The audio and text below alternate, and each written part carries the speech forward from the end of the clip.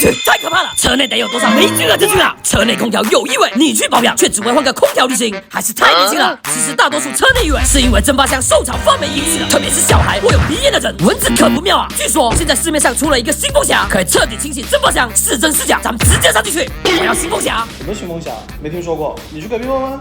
往这家问一下，我要新风匣，还真有，就是这玩意啊！我去，这才开了1年多，蒸发箱就有这么多发霉的斑斑点点。它通过这个专用的高清内窥镜，可以全程可视化操作，不用拆车，还挺便捷。咱们就试一下吧。首先呢，师傅会用空调清洗剂进行清洁，干掉蒸发箱表面的灰尘，还有藏起来的霉菌真菌。这屏幕可以啊，清洁情况一清二楚，犄角旮旯都能8个更新。我去，洗完跟新的一样。你们看，洗出来的水居然这么脏。然后师傅会加入空调系统除味剂，给空调系统去除异味细菌，净化车内空气。最后再喷个空调系统抑菌剂，保护蒸发箱不被灰尘吸附和产生异味。清洁完，车子里香香的，清洗、除味、抑菌，整套流程下来才花了我30分钟左右，相当专业。而且他们用的清洗剂都是排除货，这个价格包公司包料，真的有得赚吗？另外还有更换空调滤芯的项目，一套组合拳，空调异味就彻底拜拜了。这个途虎新风匣果然有一套啊！况且空调有异味，赶紧在途虎养车下单。